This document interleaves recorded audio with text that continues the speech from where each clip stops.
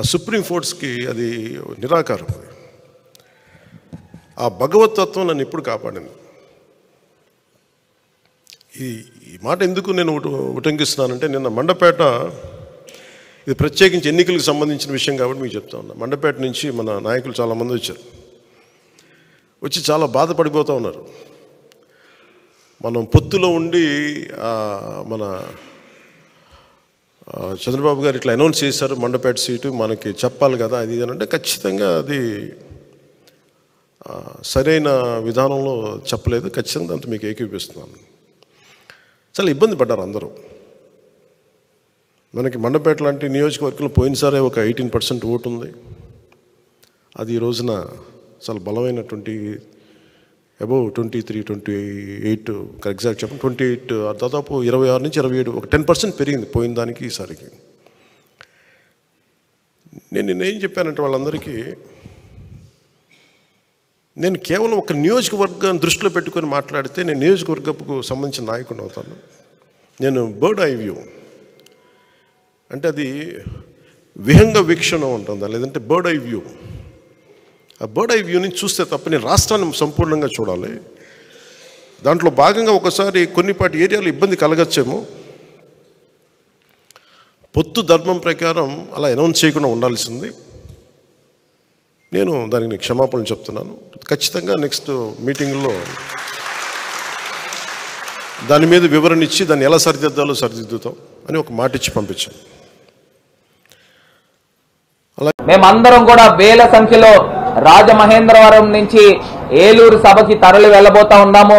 ఎన్నికల శంఖారావానికి 10,000 మంది పైగానే మేము వెళ్ళబోతున్నామని కూడా ఈ సందర్భంగా తెలియపరుస్తూ, మరి మీడియా మిత్రుల ద్వారా నా యొక్క సంతోషాన్ని పంచుకుంటూ, ఇవాళ కార్యకర్తలందరితో కూడా సమావేశం ఏర్పాటు చేసి పెద్ద ఎత్తున కార్యకర్తలందరూ కూడా సంసిద్ధంగా ఉన్నామని కూడా వాళ్ళు తెలియపరచడం కూడా ఉందని కూడా ఈ సందర్భంగా తెలియపరుస్తున్నారు.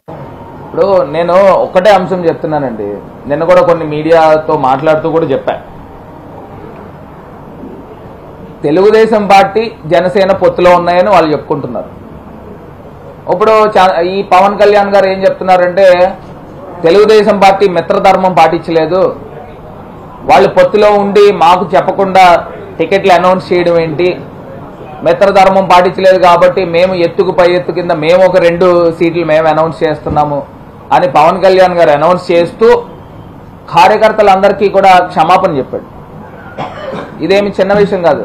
ఒక పార్టీ అధ్యక్షుడు కార్యకర్తలకు క్షమాపణ చెప్పడం అంటే చాలా పెద్ద అంశంగా పరిగణించాలి. ఇంకొకటి, మరి ఇదే పవన్ కళ్యాణ్ గారిని నేను ఒకటే అడుగుతా ఉన్నా. ఇప్పుడు గతంలో బీజేపీతో ఈయన పొత్తులో ఉన్నారు, Janasena party. Rajahmundry central jail దగ్గర బీజేపీని మీరు ఒప్పించే, లేకపోతే బీజేపీతో మీరు తెగదెంపులు చేసుకుని మీరు చంద్రబాబు నాయుడు గారు తెలుగుదేశం పార్టీతో మీరు పొత్తులోకి వచ్చారా? మరి అక్కడ మీరేం మిత్రధర్మం పాటించారని అడుగుతున్నా. అంటే ఒక రాజకీయ పార్టీగా మా అభిప్రాయం మేము చెప్తా ఉన్నాం. మీ పార్టీలతో మాకేం సంబంధం లేదు. కాకపోతే అక్కడ మీకు మిత్రధర్మం లేదు, మీరు ఇక్కడ మిత్రధర్మం గురించి మాట్లాడుతూ ఉన్నారు. సో ఒక్కసారి ప్రజలను అందరినీ కూడా ఆలోచన చేయమని కోరుతా ఉన్నారు. ఇక్కడ బీజేపీకి కానీ తెలుగుదేశానికి కానీ లేకపోతే జనసేన పార్టీకి కానీ ఒక క్లారిటీ లేదు. వీళ్ళకి క్లారిటీ లేదు, ప్రజలకి ఏం క్లారిటీ ఇస్తారని అడుగుతా ఉన్నారు. ప్రజలకి ఏం క్లారిటీ ఇస్తారు? ఒక కన్ఫ్యూజన్లో పడిపోతున్నారు. ఈ చంద్రబాబు నాయుడు గారు, ఈ లోకేష్ అనే సుపుత్రుడు ఏం చెప్పాడనంటే, రేపు మా ముఖ్యమంత్రి అభ్యర్థి అన్డౌటెడ్లీ చంద్రబాబు నాయుడే అని డైరెక్ట్గా డెలిబరేట్గా చెప్పాడు. మరి పవన్ కళ్యాణ్ గారు ఏమంటున్నారు? దానికి సమాధానం ఆయన ఖండించారా? లేదు, నేను పెద్దగా పట్టించుకోవట్లేదని అంటున్నాడు. అంటే ఇప్పుడు అసలు జనసేన పార్టీకి ఎందుకు ఓట్లు వేయాలంటే, తెలుగుదేశానికి ఎందుకు ఓట్లు వేయాలి? ఇప్పుడు వీళ్ళు మిత్రధర్మంలో ఉంటూనే వాళ్ళు ఏం చెప్తా ఉన్నారు అని అంటే, పోనీ డిప్యూటీ సీఎం అయినా మీ అభ్యర్థి కింద నా పవన్ కళ్యాణ్ గారిని ప్రకటిస్తారు అని అంటే తెలుగుదేశం పాలిట్ బ్యూరోలో నిర్ణయించాలంట.